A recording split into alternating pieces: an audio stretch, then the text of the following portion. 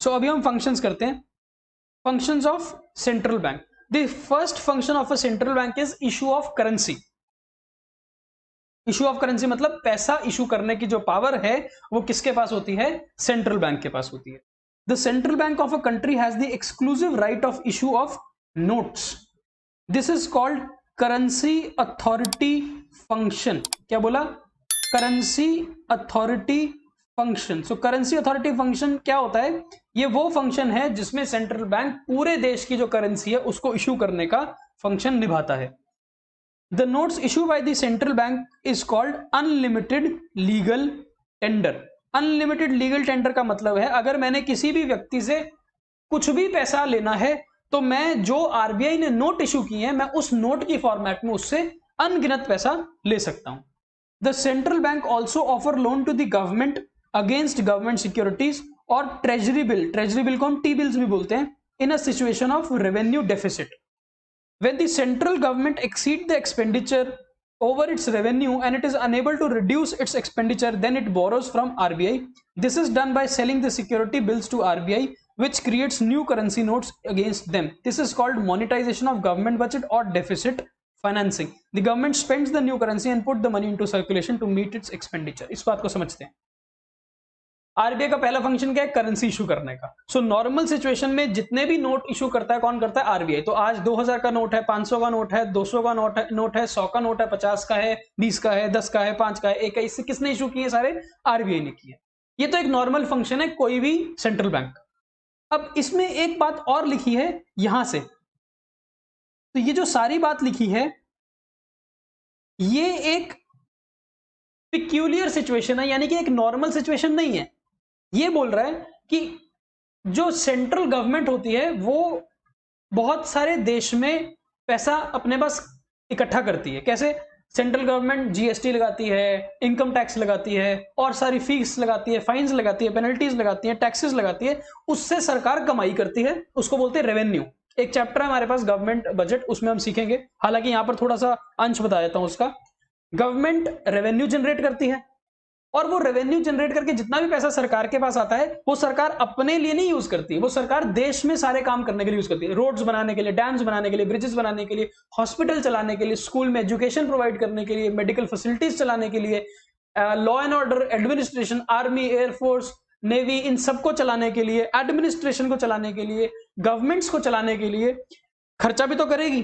तो होता क्या है कि पूरे साल में सरकार कुछ पैसा कमाती है और सरकार कुछ पैसा खर्चती है। अब एक सिचुएशन ऐसी लेके चलते हैं कि सरकार की जो रेवेन्यू है, सरकार ने जो पैसा कमाया वो है 100 रुपए, लेकिन सरकार को जो खर्चा करना है, एक्सपेंडिचर करना है, वो है 150 रुपीज। अब कमाया आपने 100 रुपए और आपको खर्चना है 150 रुपए, तो यहां पर 50 रुपए का क्या आ जाता है? डेफिसिट आ जाता है, कमी पड़ जाती है सरकार के पास पैसे की। क्योंकि सरकार ने कमाया कितना है? 100 रुपए, लेकिन सरकार को सारे खर्चे कितने करने हैं? 150 रुपए। अब सरकार के पास 50 रुपीज की कमी पड़ जाती है। जब सरकार के पास ये 50 रुपीज की कमी पड़ जाती है ना, और सरकार को कोई ऑप्शन नहीं मिलती कहीं से भी, तो सरकार किसके पास जाती है? आरबीआई के पास। सरकार आरबीआई को क्या बोलती है? सरकार आरबीआई को बोलती है कि मुझे 50 रुपीज की कमी पड़ रही है, आप एक काम करो, मुझे नए नोट छाप के मुझे दे दो, यानी कि प्रिंट मोर करेंसी, 50 रुपए की करेंसी और छापो, और 50 रुपए की करेंसी छाप के मेरे को दे दो, ताकि मेरे पास ये 50 रुपीज की जो कमी आ रही है ये पूरी हो जाए। इसका मतलब नोट छापने की जो मशीन आरबीआई ने रखी हुई है उस मशीन से सरकार अपने लिए 50 रुपीज छाप लेती है। लेकिन आरबीआई ये फ्री फंड में नहीं छापता किसी के लिए भी। आरबीआई सरकार को क्या बोलेगी? आरबीआई सरकार को बोलेगी कि ठीक है, आज आपको पैसे की जरूरत है, मैं आपको पैसे छाप के दे देती हूं, लेकिन इसके बदले आप मेरे पास कुछ गिरवी रखो। तो सरकार आरबीआई के पास अपनी गवर्नमेंट सिक्योरिटी यानी कि कागज गिरवी रखेगी और 50 रुपए लोन आरबीआई से ले लेगी। क्या बोला? एक तरफ गवर्नमेंट है और एक तरफ आरबीआई है। गवर्नमेंट को 50 रुपीज शॉर्ट पड़ गए तो गवर्नमेंट किसके पास गई? आरबीआई के पास। आरबीआई के पास गई तो आरबीआई ने क्या किया? आरबीआई ने न्यू करेंसी की प्रिंटिंग करी, न्यू करेंसी प्रिंट करी। कितने रुपए प्रिंट करे? 50 रुपए। और प्रिंट करके किसको दे दिए? गवर्नमेंट को दे दिए। ठीक, पर ये फ्री में नहीं किया, इसके बदले गवर्नमेंट से आरबीआई ने क्या लिया, गवर्नमेंट सिक्योरिटीज आरबीआई से, गवर्नमेंट से उसने अपने पास प्लेज करवा ली, गिरवी रख ली, यानी कि सरकार के कुछ दस्तावेज, सरकार के कुछ कागज उसने गिरवी रखे और सरकार को 50 रुपए नोट छाप के दे दिए। इस पूरे प्रोसेस को क्या बोलते हैं, डेफिसिट फाइनेंसिंग। डेफिसिट फाइनेंसिंग आगे भी जाके पढ़ेंगे हम गवर्नमेंट बजट के अंदर, पर हमने यहीं पे सीख लिया डेफिसिट फाइनेंसिंग, यानी कि जो कमी, जो डेफिसिट, जो कमी आ गई थी सरकार के पास खर्चा ना कर पाने की, यानी कि खर्चे ज्यादा थे कमाई कम थी, तो जो डिफरेंस आ रहा था, जो कमी आ रही थी, वो कमी किसने पूरी करी, आरबीआई ने। कैसे करी, नए नोट छाप के, नया फाइनेंस बना के, तो इसको बोलते हैं डेफिसिट फाइनेंसिंग। ठीक है, आगे चलते हैं। The next function of the RBI is it acts as a banker to government. जैसे हर बैंक, जैसे एसबीआई, एक्सिस, आईसीआईसीआई, एचडीएफसी, ये सारे बैंक हमारे लिए काम करते हैं एज अ बैंकर, यानी कि मैं अपने बैंकर को क्या बोलता हूं, मेरा बैंकर कौन है, एक्सिस बैंक, मेरा बैंकर कौन है, एचडीएफसी बैंक। ऐसे ही आरबीआई गवर्नमेंट का ऑफिशियल बैंक है, यानी कि सरकार का जितना भी पैसा, सरकार का जितना भी खर्चा होगा, सरकार के पास जहां से भी रेवेन्यू जनरेट होगा, वो सारा पैसे की हैंडलिंग कौन करेगा, आरबीआई करेगा। The central bank is a banker, agent, financial advisor to the government, यानी कि जो आरबीआई है वो ना सिर्फ बैंकर का काम करेगा, वो उसका एक एजेंट भी है और उसका एक एडवाइजर भी है। एजेंट का मतलब क्या है कि देखो, जब हम टैक्स जमा करने जाते हैं, है ना, जब हम टैक्स जमा करने जाते हैं तो वो टैक्स का पैसा किसके पास जमा होगा, आरबीआई के पास। एज एन एजेंट आरबीआई सारा पैसा इकट्ठा करता है सरकार के लिए और उसको हम एजेंट बोलते हैं। फाइनेंशियल एडवाइजर, एडवाइजर का मतलब क्या है कि इन्फ्लेशन कितनी है, गवर्नमेंट के ग्रोथ, इकोनॉमी का ग्रोथ रेट कितना है, गवर्नमेंट में पूरे देश में मनी सप्लाई कितनी है, ये सारी एडवोकेसी, यानी कि ये सारा का सारा जो फाइनेंशियल एडवाइस है, ये किसके पास से आती है, आरबीआई के पास से सरकार को मिलती है। As a banker to the government it carries out all the banking business and manages the accounts of the government. जैसे मेरा बैंक अकाउंट एक्सिस के पास है, वैसे सरकार का बैंक अकाउंट किसके पास है, आरबीआई के पास। As an agent it buys and sell the government securities on its behalf. अभी देखा ना हमने, गवर्नमेंट सिक्योरिटीज की जितनी भी ट्रेडिंग होनी है, जो भी सेल परचेज होनी है, वो सारा का सारा कौन करता है, आरबीआई करता है। And as an advisor to the government, it helps the government in framing the policies to regulate the money market. तो हमारे को ये समझ आया कि आरबीआई सिर्फ कमर्शियल बैंक्स का बैंकर नहीं है, ये किसका बैंकर भी है, गवर्नमेंट का। ठीक है, नेक्स्ट इज बैंकर्स बैंक। अब ये क्या है, कमर्शियल बैंकों का भी तो बाप कौन है, कमर्शियल बैंक का भी फादर कौन है, आरबीआई। तो ये क्या हो गया, आरबीआई एक तरह से फादर फिगर है सारे बैंक्स का, यानी कि माई बाप कौन है, आरबीआई है सभी कमर्शियल बैंक्स का। It is an apex bank of all the banks in the country. The central bank regulates and supervises all the banks in the country. It accepts the deposit from the commercial banks. अभी हमने देखा था ना, अगर axis bank के पास पैसा फालतू पड़ा था, वो उसने सारा किसको दे दिया, आरबीआई को। तो ये क्या है, बैंक का डिपॉजिट आरबीआई के पास पड़ा है and it offers them loan. The rate at which the central bank offer loan to the commercial bank is called bank rate. It is also called repo rate, as loans are offered against the repurchase of government securities from the commercial banks.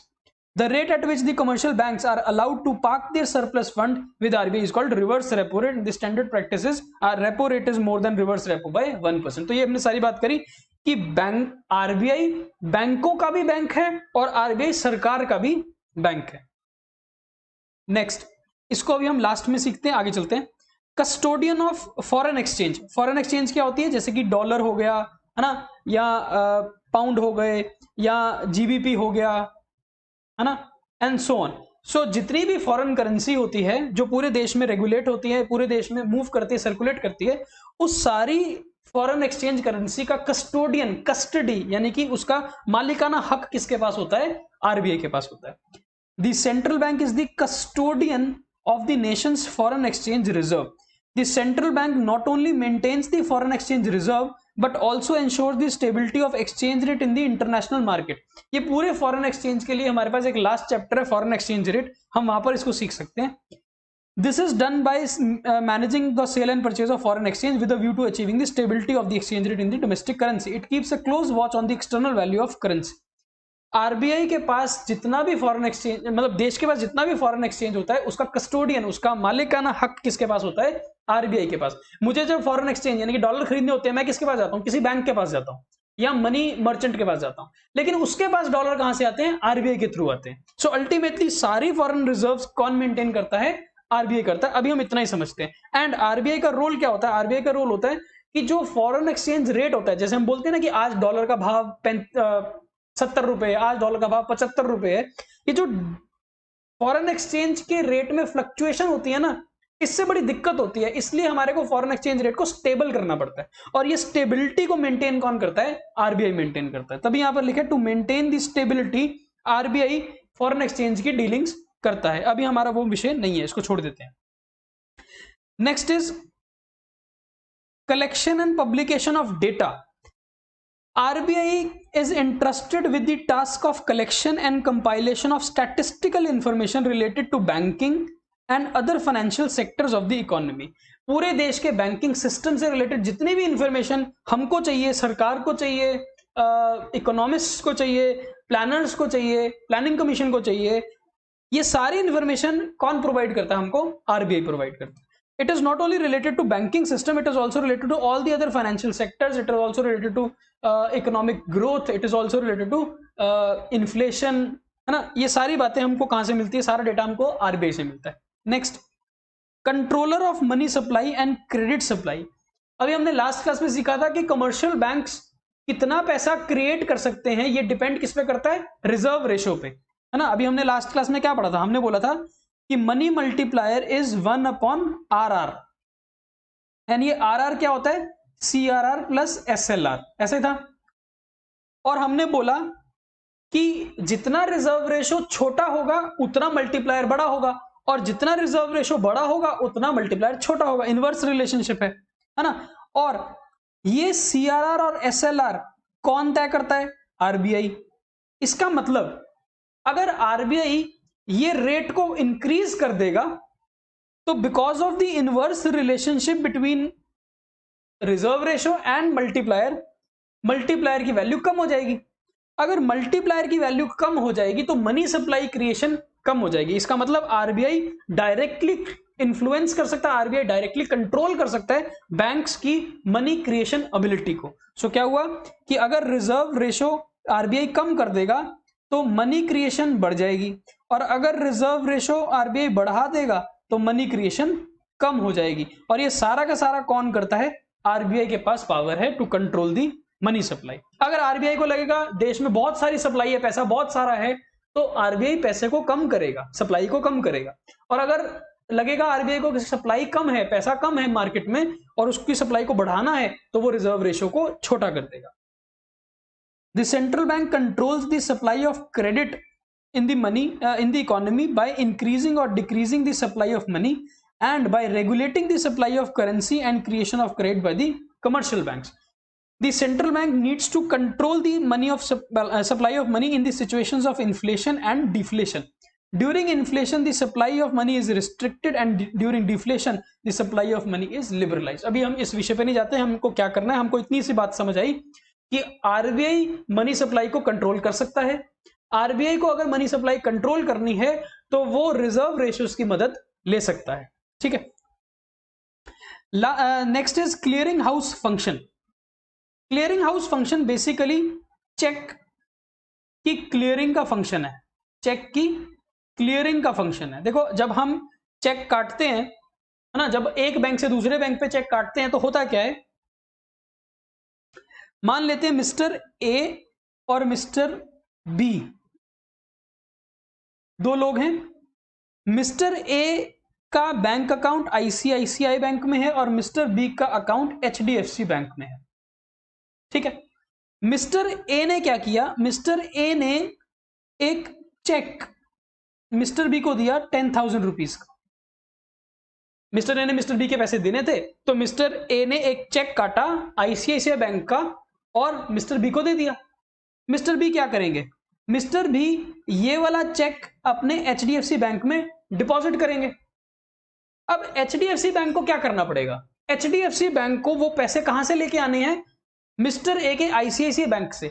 तो HDFC bank ICICI bank के पास जाएगा वो check लेके, और ICICI bank को बोलेगा कि mister A के अकाउंट में से ये पैसा निकाल के मुझे दे दो। जब वो पैसा वहां से निकल के उसके पास आएगा एचडीएफसी पास, वो एचडीएफसी मिस्टर बी के अकाउंट को क्रेडिट कर देगा। ये सारी सिचुएशन को हम बोलते हैं क्लियरेंस मैकेनिज्म। क्या बोलते हैं? Clearance mechanism. अब देखो कितना टाइम एचडीएफसी को लगेगा आईसीआईसीआई बैंक के पास जाने में, कितना टाइम आईसीआईसीआई बैंक लगाएगा चेक को क्लियर करने में, वापस पैसा एचडीएफसी के पास आने में टाइम लगेगा, और एचडीएफसी बैंक फिर बैंक में डालेगा मिस्टर बी के। तो इट टेक्स टाइम। इस पूरी सिचुएशन में बीच में हम डाल देते हैं अगर आरबीआई को, तो होगा क्या? एचडीएफसी बैंक सीधा जाएगा आरबीआई के पास, आईसीआईसीआई बैंक के पास नहीं जाएगा। एचडीएफसी बैंक सीधा जाएगा आरबीआई के पास, और आरबीआई को बोलेगा ये पकड़ो चेक और मुझे 10,000 रुपए दे दो। ठीक, तो आरबीआई एचडीएफसी बैंक को 10,000 रुपए दे देगा, जो वो मिस्टर बी के अकाउंट को क्रेडिट कर देगा। एचडीएफसी का रोल खत्म। अब आरबीआई क्या करेगा? आरबीआई ये वाला चेक जो यहां से मिला, ये चेक उठा के आईसीआईसीआई के पास जाएगा, और आईसीआईसीआई को बोलेगा कि मिस्टर ए के अकाउंट में से ये पैसा निकाल के डेबिट करो, और ये पैसा 10,000 रुपए आप मुझे दे दो। सो बेसिकली क्या है, ये टाइम छोटा कर दिया आरबीआई ने। एचडीएफसी बैंक का विश्वास आरबीआई के पास है, और आरबीआई को पता है कि आईसीआईसीआई बैंक का विश्वास है। इसको ऐसे समझो, RBI is father, ICICI and HDFC are two sons. एक बेटे ने दूसरे बेटे से पैसे लेने हैं, तो वो क्या करता है? एक बेटा बाप से पैसे ले लेता है और बाप फिर बेटे से पैसे ले लेता है। So it is always easy to maintain, क्योंकि हर बच्चे का ट्रस्ट अपने फादर पे है। तो RBI as a father, as a custodian, वो क्या करता है? वो एक्सिस बैंक, एचडीएफसी बैंक को पैसे दे देता है, और बाद में आईसीआईसीआई बैंक से पैसे ले लेता है। इसमें क्या होता है? क्लियरिंग का जो टाइम होता है वो टाइम शॉर्टन हो जाता है। The central bank performs the function of a clearing house. Bank receive check drawn on the other banks from their customers, which they have to realize from the drawee bank. Independent and separate realization of each check will take a lot of time, and therefore central bank provides clearing facility to all the banks. The recipient bank can raise a claim on the central bank for check to be realized, and the central bank can thereafter claim it from the drawee bank, and in this way it set off the claim. तो होता क्या है? HDFC bank ने पैसे लेने हैं ICICI bank से, तो एचडीएफसी बैंक आरबीआई से पैसे ले लेता है, और बाद में आरबीआई आईसीआईसीआई से वो पैसा क्लेम कर लेता है। ठीक है, इसको बोलते हैं clearing house function. Last is lender of last resort. मतलब लास्ट रिजॉर्ट का मतलब ये है कि कभी भी अगर किसी भी बैंक के ऊपर खतरा आएगा डूबने का, लिक्विडिटी के क्राइसिस आएंगे, या कभी आरबीआई को लगे कि कोई बैंक की जो पोजीशन है वो खराब हो गई है, कभी भी बैंक डूब सकता है, उस सिचुएशन में मदद करने के लिए आखिरी में कौन खड़ा होगा? Last resort means the person standing at the last with its back is RBI. हर वक्त आरबीआई हर बैंक के पीछे खड़ा है ना। बाप हमेशा बच्चे को बचाने के लिए एंड में खड़ा है, वही सिचुएशन आरबीआई की है। आरबीआई को अगर लगेगा कि कोई भी bank, SBI, HDFC, ICICI, axis, yes bank, कोई भी बैंक अगर खतरे में है, वो अपनी लाइबिलिटीज मीट नहीं कर पा रहा है, डिपॉजिटर के पैसे नहीं चुका पा रहा है, लिक्विडिटी का क्राइसिस आ रहा है, day to day operations meet नहीं कर पा रहा है, तो इन सब में मदद करने कौन आएगा? आरबीआई आएगा। एक एग्जांपल देता हूं आपको। अभी आपने सुना होगा यस बैंक में एक क्राइसिस हो गया था, है ना। यस बैंक के पास पैसे नहीं बच रहे थे लोगों को अपने डिपॉजिटर को पैसे देने के, और फिर आरबीआई ने पूरी सिचुएशन कंट्रोल करी, और आरबीआई ने एक डिक्लेरेशन दी सबको मीडिया में कि there is nothing to worry. Yes Bank में जिस भी व्यक्ति के पैसे, जिस भी डिपॉजिटर के पैसे हैं, वो सेफ है, किसी भी बंदे का पैसा डूबेगा नहीं, यस बैंक भी नहीं डूबने देंगे, क्योंकि ये कौन खड़ा था उसके पीछे? आरबीआई खड़ा था। So RBI as a lender of the last resort is always there to help commercial banks in their times of distress, in their times of financial problems. इसको पढ़ते हैं। commercial banks create liabilities many more times their actual reserve। हमने बात करी थी ना कि ये है एक्सिस बैंक की बैलेंस शीट। एक तरफ लायबिलिटी और एक तरफ एसेट। यहां पर पैसा जो डिपॉजिटर्स ने जमा किया वो आता है, जैसे कि 10,000 रुपए अगर डिपॉजिटर ने कैश जमा किया और यहां पर कैश में पैसा आ गया 10,000 रुपए। अब इसमें से कुछ पैसा रिजर्व रेशो के हिसाब से, यानी कि कुछ पैसा सीआरआर का और कुछ पैसा एसएलआर का बैंक को रखना पड़ेगा। लेट्स से 2,000 रुपए इसको रिजर्व में रखने पड़ते हैं। इसका मतलब 8,000 रुपए तो वो लोन दे सकता है ना। अब अगर ये हम 8,000 की बात करें, ये पैसा उधार का पैसा है, दिस इज क्रेडिट मनी। अब अगर ये 8,000 रुपए उसने उधार पे किसी को दे दिए और वो 8,000 रुपए डूब गए, तो क्या एक्सिस बैंक ये बोल सकता है डिपॉजिटर को कि नहीं अब तो मैं तेरे 8,000 रुपए भी नहीं दे सकता बिकॉज ये 8,000 रुपए डूब गए हैं? ऐसा नहीं बोल सकता। तो मैंने क्या बोला कि जो बैंक होता है उसके पास डिपॉजिट के बेस पे वो बहुत times, 10 times, 20 times loans create कर देता है, वो क्रेडिट क्रिएट कर देता है। अब अगर उसने जो आगे पैसे लोन दिया है लोगों को, अगर वो लोन उसके पास टाइम पे वापस नहीं आएगा तो ये पैसा देने की उसकी पोजीशन खराब हो जाएगी। यही काम हुआ था यस बैंक के साथ। यस बैंक ने जिनको भी लोन दिया था, बड़े बड़े कॉर्पोरेट्स को लोन दिया था, बड़े बड़े कॉर्पोरेट हाउसेस को लोन दिया था, उन बिजनेसेस में प्रॉब्लम आई और वो बिजनेसेस यस बैंक को लोन वापस देने में असमर्थ हो गए, दे नहीं पा रहे थे। तो यस बैंक के पास ये लोन वापस की रिकवर हो नहीं रहा था या नुकसान हो रहा था, और यहां पर उसने लोगों के पैसे तो देने हैं। तो अब yes bank was in a situation जहां पर लोगों को वो पैसे ही नहीं दे पा रहा है उनके वापस। तो जब कोई बंदा यस बैंक के पास जाता था तो यस बैंक को के पास पैसे नहीं होते थे देने के लिए। ये सारी सिचुएशन और ना बिगड़ जाए इसीलिए आरबीआई ने यस बैंक के ऊपर कंट्रोल लगा दिया। और यस बैंक को कंट्रोल करते समय आरबीआई ने सभी लोगों को, सभी डिपॉजिटर को बोला कि आपको चिंता करने की जरूरत नहीं है, आपके जो ये 10,000 रुपए हैं अगर यस बैंक नहीं देगा तो आरबीआई देगा। ठीक है, इसको बोलते हैं लेंडर ऑफ लास्ट रिजॉर्ट। इसको पढ़ सकते हो आप। तो कहता है देयर मे बी ओकेजन्स और situation when a bank suffer from crisis and people start withdrawing their deposit. अगर सारे लोग एक ही टाइम पे बैंक में पहुंच जाएंगे ना पैसा लेने के पास, तो बैंक के पास पैसा नहीं होगा देने के लिए। क्यों? क्योंकि बैंक ने तो पैसा अपना लोन पे दिया होता है, लोन का पैसा थोड़ी एकदम से वापस आ जाएगा। So if all the people at one time go to the bank to withdraw their money, bank will be in a situation of crisis, bank पैसा नहीं दे पाएगा। In that situation, in such a situation, RBI will come forward and will act as a lender of last resort by not only offering loan to the bank in times of crisis, but also stands as a guarantor of its solvency. तो ना सिर्फ RBI सबको ये बोलेगा कि आप सबके पैसे RBI देगा, साथ में वो ये भी बोलेगा कि हम इस बैंक को डूबने नहीं देंगे, हम इस बैंक को बचा लेंगे। सो सॉल्वेंसी की भी गारंटी देगा RBI और पैसे की भी गारंटी देगा कि सब डिपॉजिटर का पैसा सेफ है। If a commercial bank fails to get any financial accommodation from anywhere, पहले तो यस बैंक को बोला कि आप अपने पैसे खुद लेके आओ, रेज करो, पर अगर यस बैंक पोजीशन में नहीं है पैसा रेज करने का और कस्टमर्स को पैसे भी तो चुकाने हैं डिपॉजिटर को, तो फिर पैसा कहां से आएगा?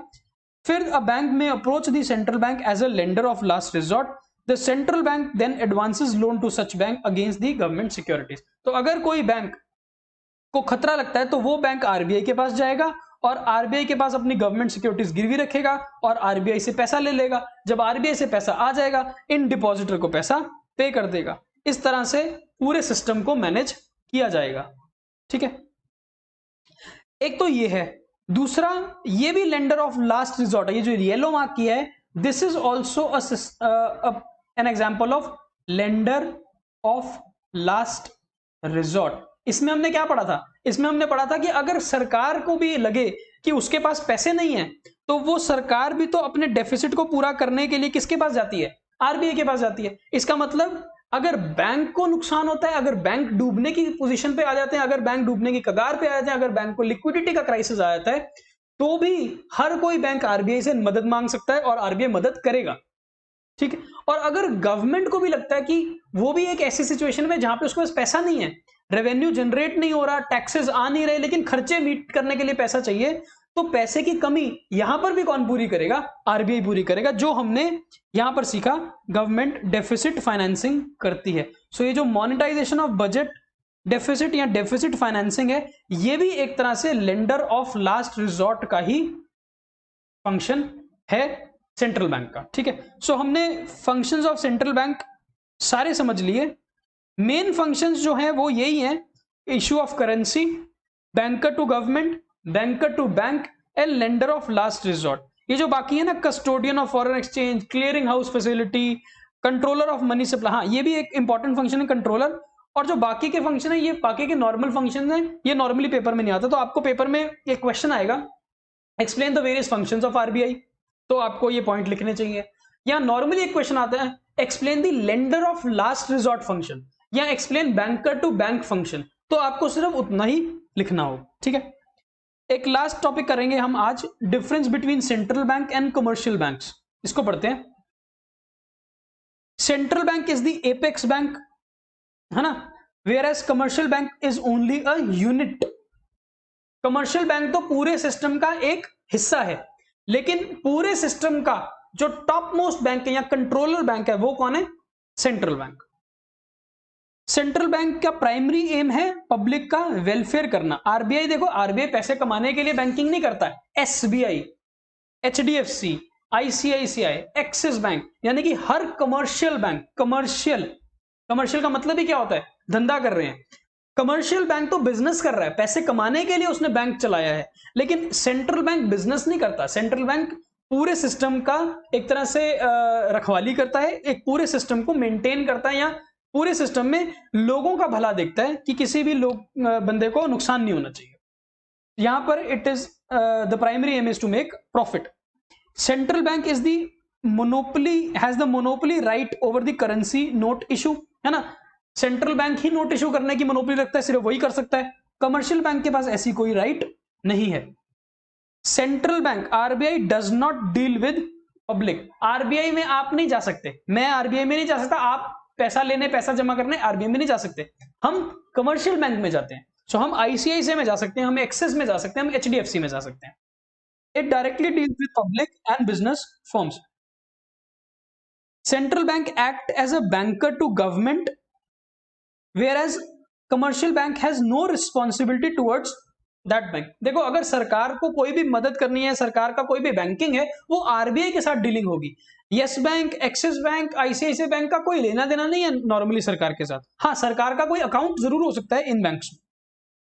Central bank decides the monetary policy to realise the economic stability and full employment. बस आप इतना से समझो, जो मॉनेटरी पॉलिसी बनाना है वो फंक्शन सेंट्रल बैंक का है। अभी क्या होती है वो हम आगे वाले चैप्टर में पढ़ेंगे।